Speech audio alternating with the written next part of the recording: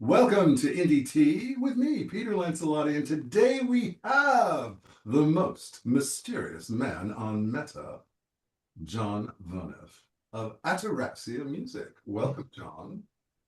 Thanks, Peter. How you doing? I am doing well. So, in a pandemic era, an electronic composer such as yourself quietly producing music since 2002? Yeah, well, it's under a different moniker. That's what I thought, because I didn't Yeah, know I, you. I have I had on my YouTube, I had all my previous monikers on a playlist, but I took it down. No one was watching it anyway. They still had the same number of views, so I took that one down under a name Jared or Jard Sane, Are and it was it insane? was it was a it was kind of a goth rock album Ooh.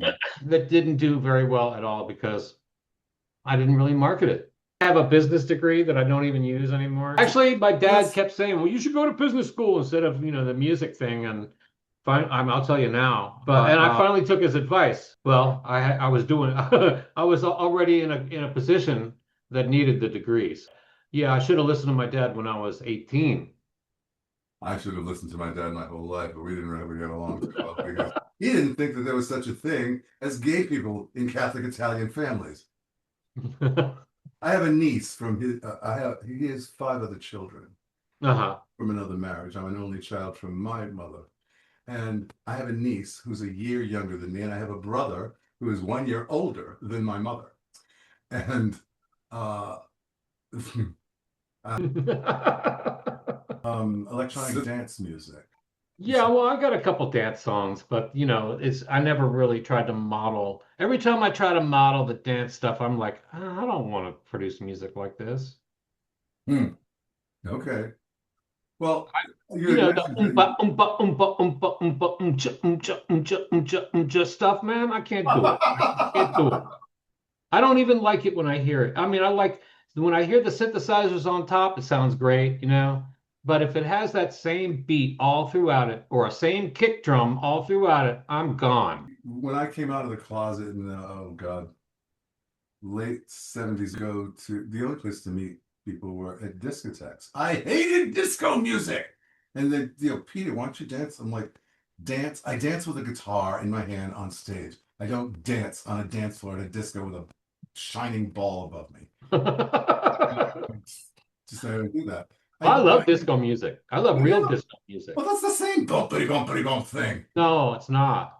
No, Well, La Chic, La Freak, man, that's the shit. okay, No, man, it's got like Let's Dance by David Bowie. okay, that's a different thing. We're talking David Bowie. There are people like the Bee Gees. I love the Bee Gees. Everything the Bee Gees did. Saturday Night Live. I mean, what is that? Saturday Night Fever. Yeah, Saturday Night Fever with John Yeah, Travolta. when that music starts, man, it's like, whoa, that's Yes, good stuff. it I is. think The I, problem with AI music.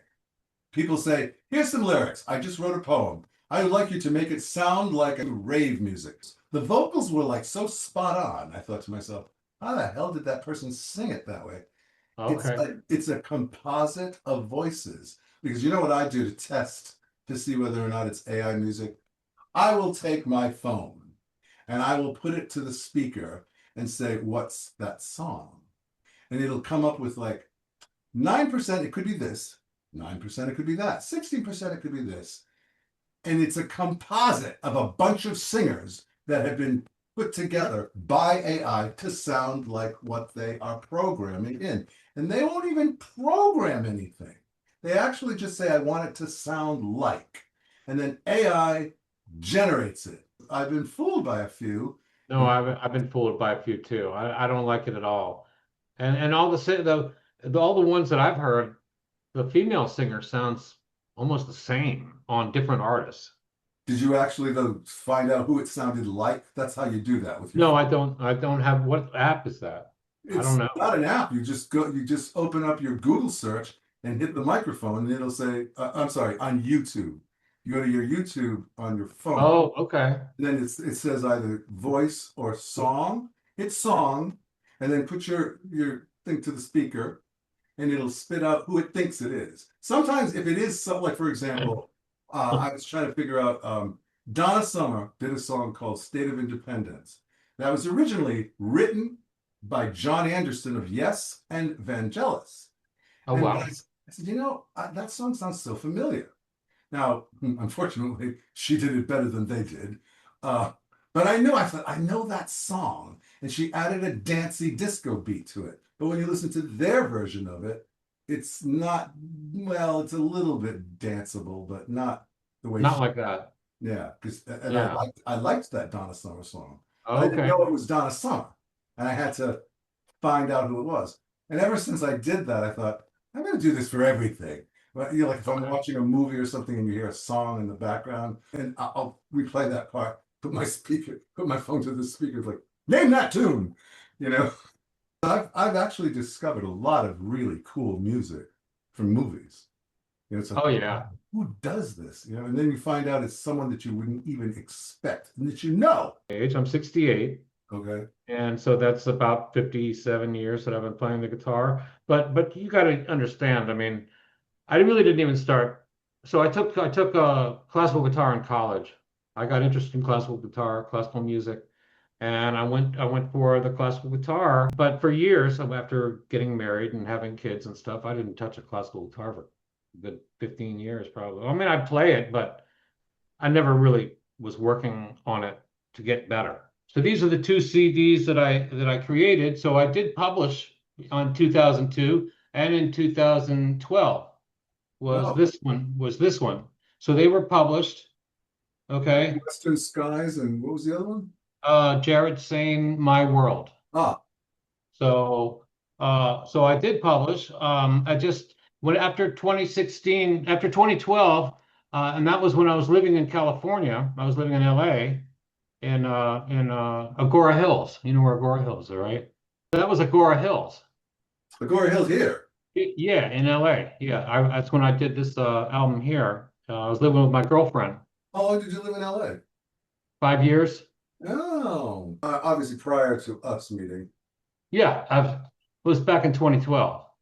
Oh, I was living in Westwood at that time with my husband in an apartment building. Okay. But when the rent went up to $5,000, starting at 1,300 in 2001, we decided to buy. Um, your son Yes. challenge challenges you to score anime. What was the first one that you did, and did it kick your ass? Okay, so the first song that I did with Ataraxia Music is called The One. And it's named after the Matrix, of course. And it was a piano based with a kind of a vocal I raised like the vocal up, an octave or so, maybe two, anyway. And I took and instead of it had some kind of lyrics in the vocal, but you can't really distinguish what they are. But it sounds kind of cool. Anyway, I put the vocal sample on top of the piano on drums, and I had a little bridge that it was going through and stuff like that. So it really didn't kick my ass much. I enjoyed doing it so much I started doing them a lot. Well, I started doing one a month back in the day, back in 2020. So by 2022, I think I had maybe 14, 15 releases, something like that, as Ataraxia Music. And in 2021, I released nine of them or no, 11 as an album. It's called Destiny, and it's not bad. I had a hard time mixing it because I had never mixed an album before. Destiny was the hardest song on there that I did.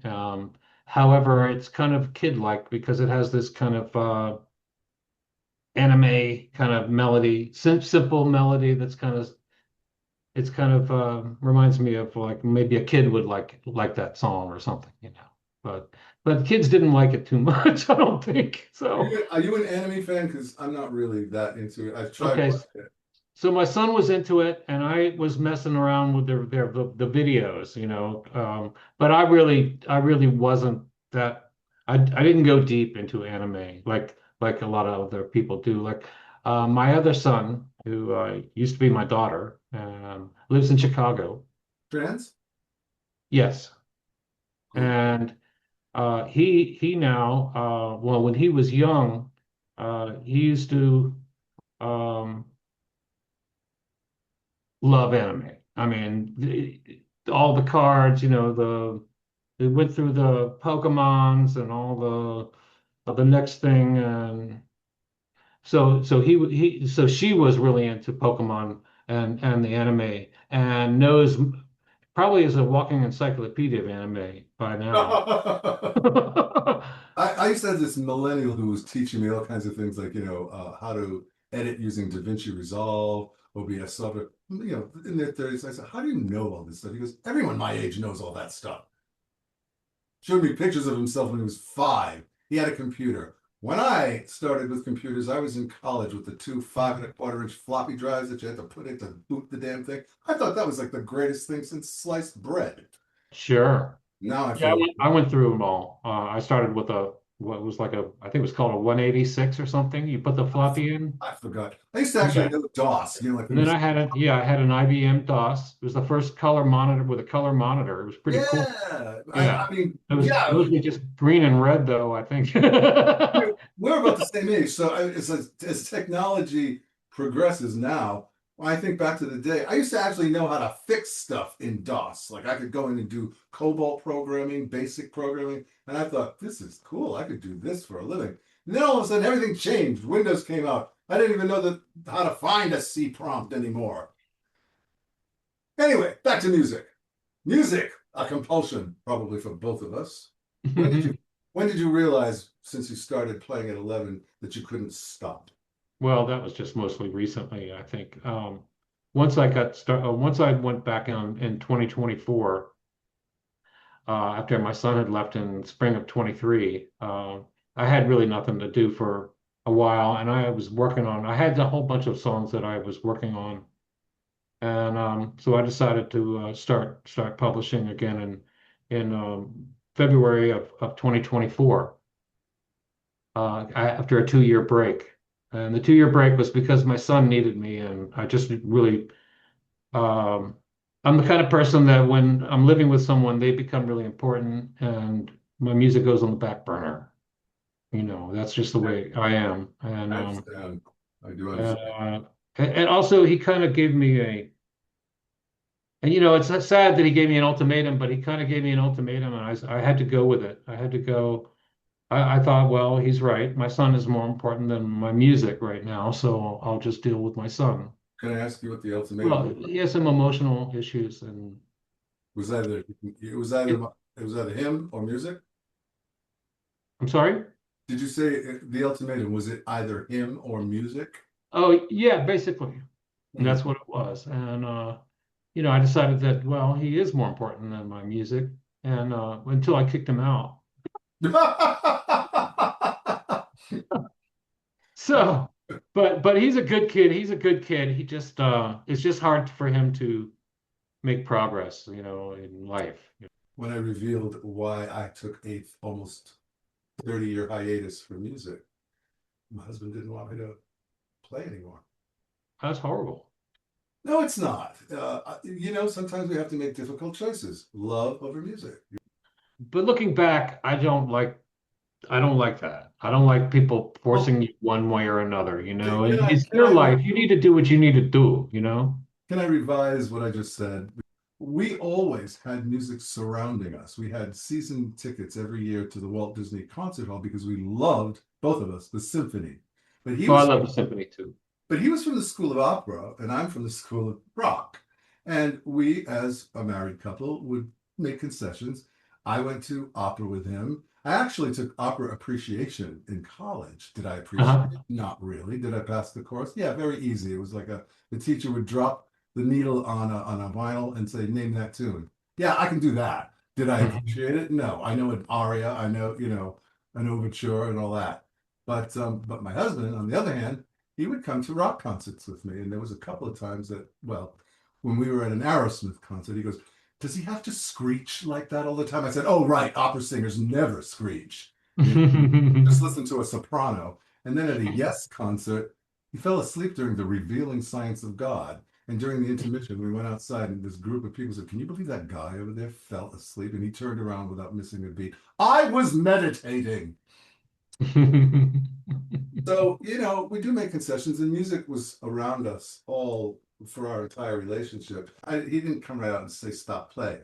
Okay. He never gave me ultimatums, but I just took it as, ah, he is not happy with that. And I Mhm. loved him. I loved him, so I chose him. And I just took Right. a break from music. So when I started again, I'm doing a concept album right now, and I just bought an Ibanez electric. I forgot how hard those things are to play. You might have seen my last episode where I was doing Seasons of Wither by Aerosmith. Oh my God. I thought my fingers were going to bleed because I've been playing nylon string acoustics. Hmm. And yeah, let's get back to you on that. You are a classical guitarist. I've heard a lot of your stuff that you've done that way. You are really very impressive, John. Um, Thanks. on the songs Just Disappear and Strangers Rock Band, you're Yeah. putting real instruments back as opposed to the electronic stuff that you were doing before. Right. What made you want to do that?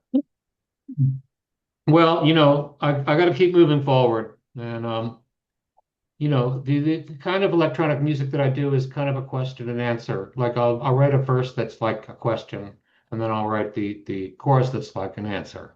Hmm. And this is all on the computer. I mean, I do it on I play it on the keyboard, and then I'll assign different sounds to it. So I've got so in other words, I got the keyboard right here, and I play the melody. That's the chorus melody. Mhm.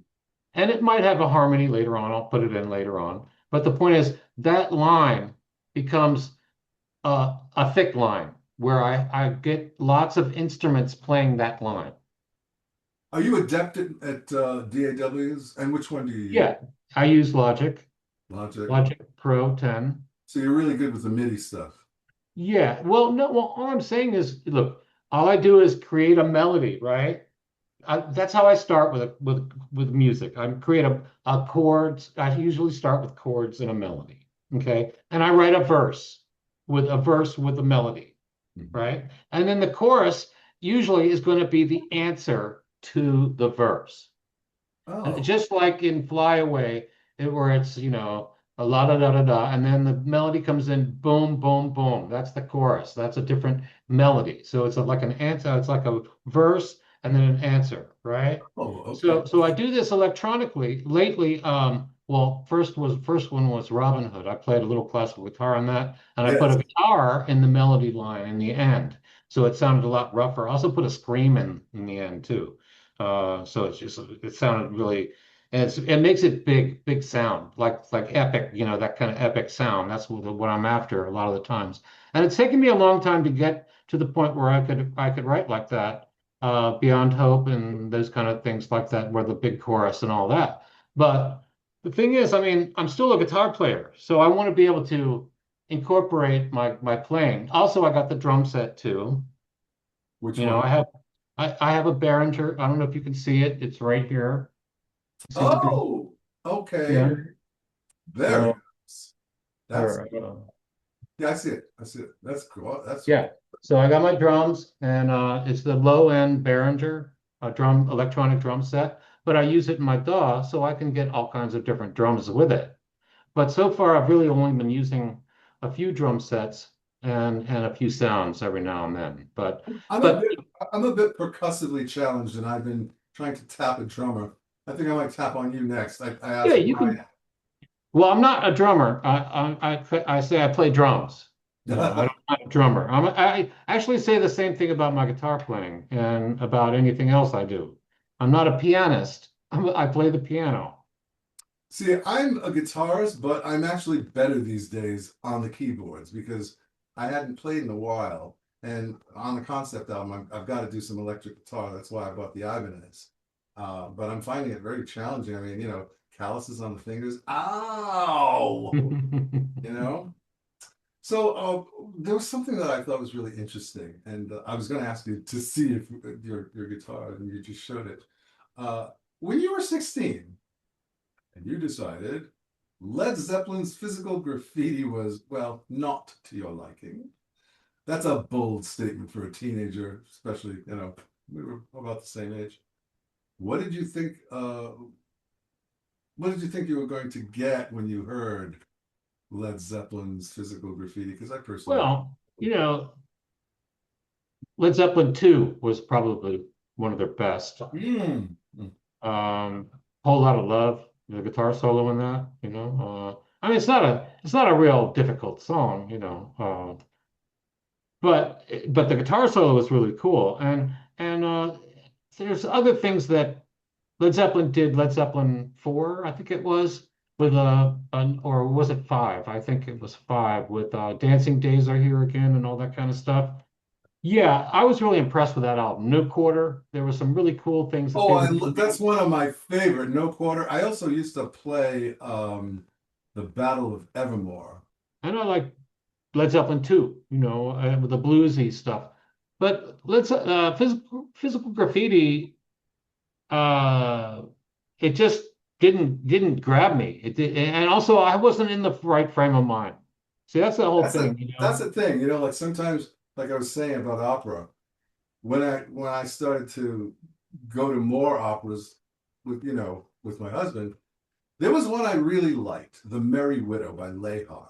Mm. And he said, that's not an opera. I said, well, what is it? He goes, it's an operetta. Oh, excuse me. Because opera is, everybody's going to die, just a matter of when things. And operettas are comedies. And I enjoyed it. And I was the first time I ever saw Susan Graham, who, by the way, is from Roswell, New Mexico. Leave it to an alien to be the best opera singer I've ever heard. Um, I don't know. Anyway, when we were listening to, I loved it, and I actually wanted to go back and see it again, which shocked him. And on our way out, the first time he says, who really liked that operetta? I said, who? He goes, Adolf Hitler was his favorite. You just had to tell me that, really. Now I love it even more. Ah! Hmm. That's awful. I know, right? Yeah. The little things that, oh God, we were such a perfect match. Of course, he used to get me over the fact that I failed algebra twice in the seventh grade. He was the head of the math lab at Santa Monica College. Oh goodness.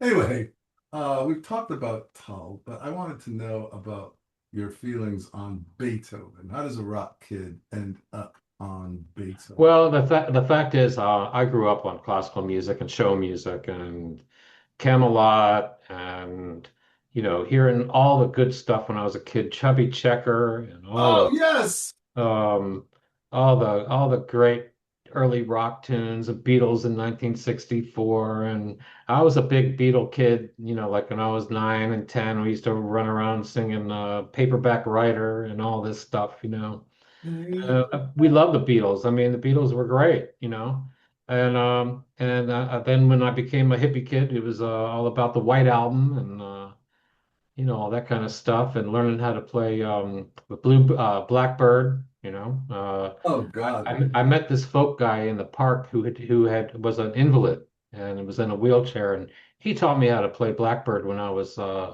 15 years old, Wow. and I've been playing it ever since. But that was and I use Blackbird. I use the same techniques to write other songs too, because it's just where you slide it up and where you slide it down, and you're making intervals with three with chords and the bass and the open string. So it's that kind of thing was wonderful for me to get that kind of an education when I'm young, to have someone teach me stuff like that. And I was writing albums when I was a teenager, but I never made them, until I was an adult. But I always had this idea when I was in 16, 17, 18 that I was going to be doing what I'm doing now, and that is creating music that I enjoy, and creating productions that people will watch and like. That's the whole objective. And the objective is not to make money. It's not to become famous or anything like that. It's just my pastime. I just love doing it. You're also quite the chameleon. I've seen you do like the look of the Joker, and then suddenly you're Charlie Chaplin. And I said, what does this guy really look like? And you look completely different now today. You're not wearing a mask, are you? No, Okay. The real John. that's right. The most mysterious man on Meta. No, So, it's just, let me tell you the Charlie Chaplin story if I could, it's, because it's kind of interesting. So I won't tell you who it was, but I was applying for a show and I was gave them the video for How We Won, which has me doing an impersonation of Donald Trump, the president, as well as the impersonation of Elon Musk in there. oh, you mean the guy who's got a secret crush on Trump? Right. And then I also did a bunch of masks in there. And what was my point? The point was that the guy said my video was political because I did Donald Trump in there and made a fool out of Donald Trump or tried to. And I said, he wouldn't put it on the show. So I said, fine. Well, this is what I'm going to do. I'm going to do Charlie Chaplin next time in And my you did. video, And you and did. and hopefully you'll be able to play that. But it's not political because Charlie Chaplin was kicked out of this country for his speeches and his last movie. I think I can't remember the name of it offhand, but so he was a controversial type figure, and he impersonated Hitler, and that's when people thought he was and because of his words, they thought he was a communist, and they wouldn't let him back in the country. Anyway, so I had made that promise to telling somebody online that I was going to do Charlie Chaplin in my next video. So So I did it. That's all there is to it. I went to talk to my favorite lady who has a costume shop up in Cocoa Beach, up not Cocoa Beach, but Cocoa, not the beach part. And then I got the wig and I got the hat and then I painted the mustache on my face. You know, a lot of people don't know this about Charlie Chaplin because they think of him as like a comedian. He wrote Smile, that song Smile. A lot of people don't know that. It's like a Well, real, he didn't write the words.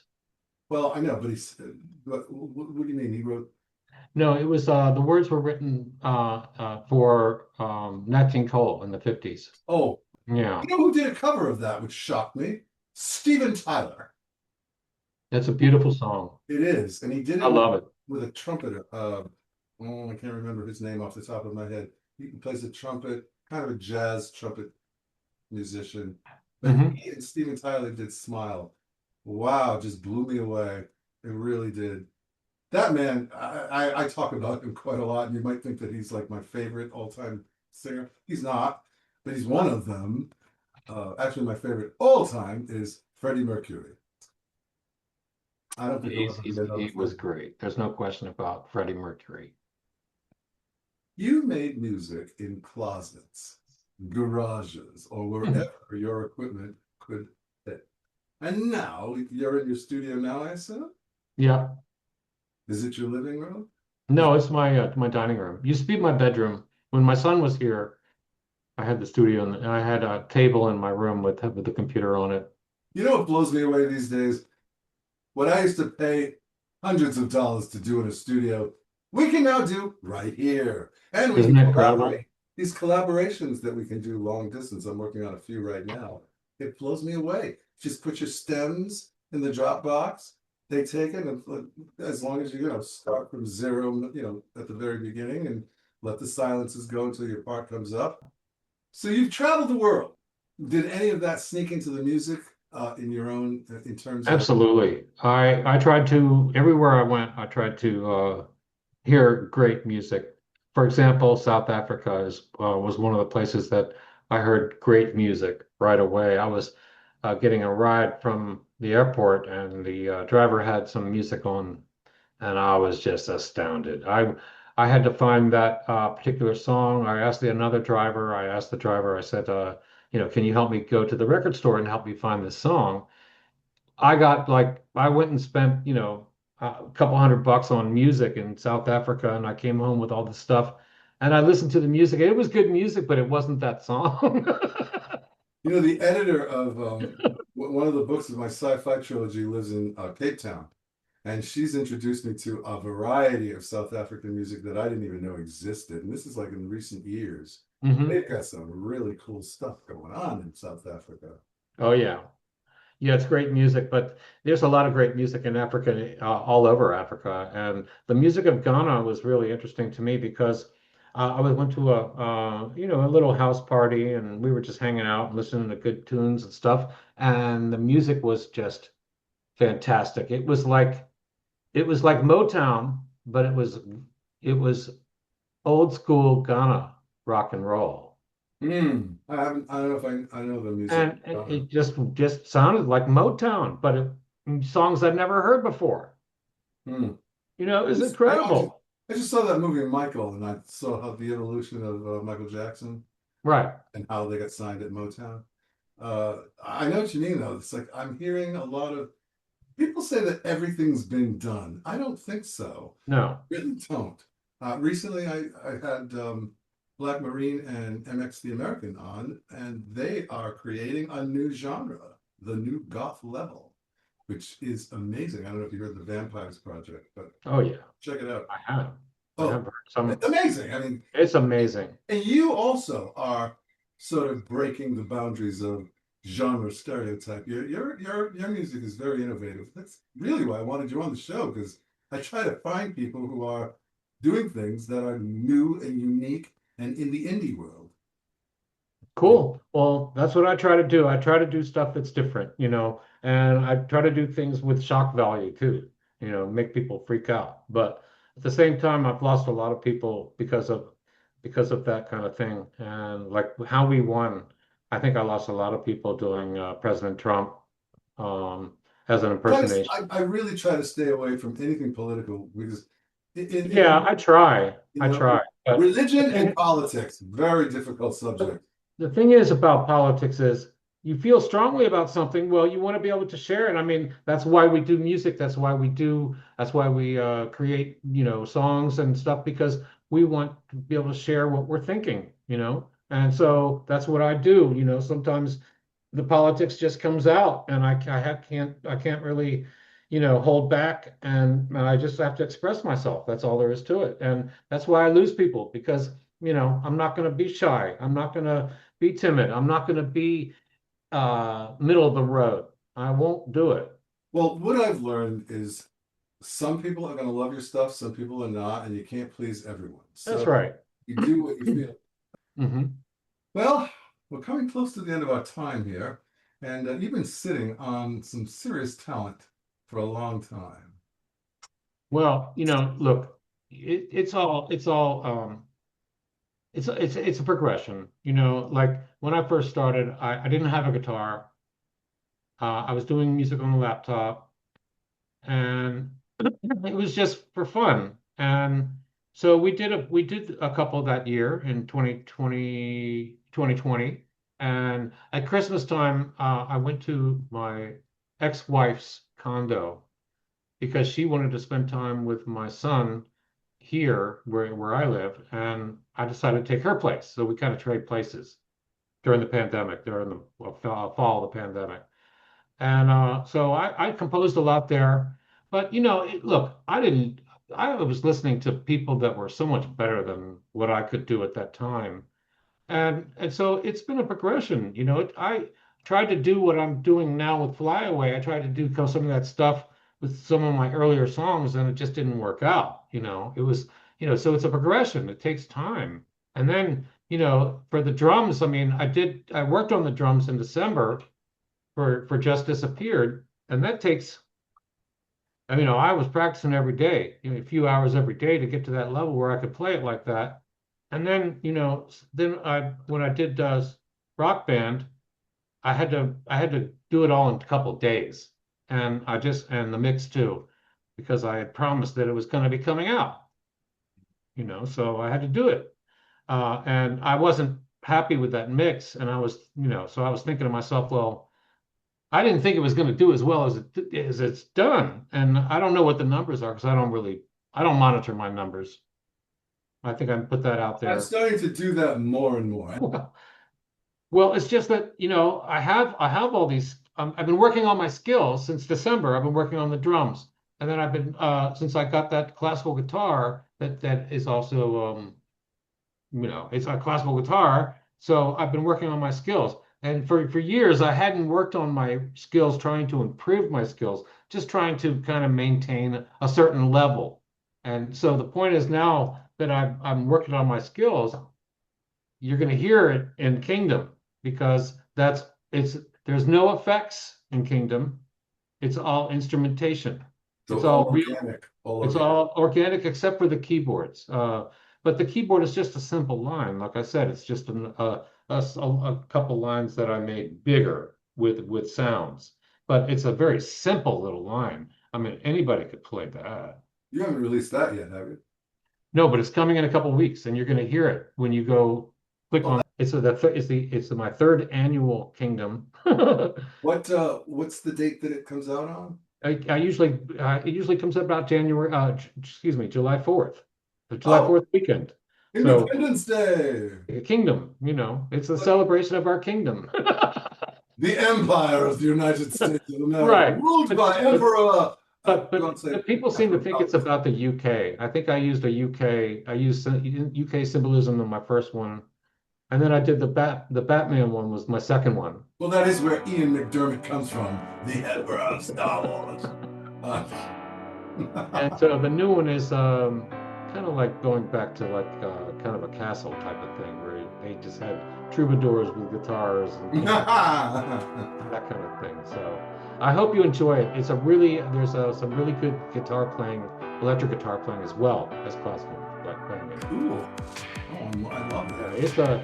It's a banger, but it starts out kind of. Speaking of Fly Away, that is what is fading in right now, everyone. All right.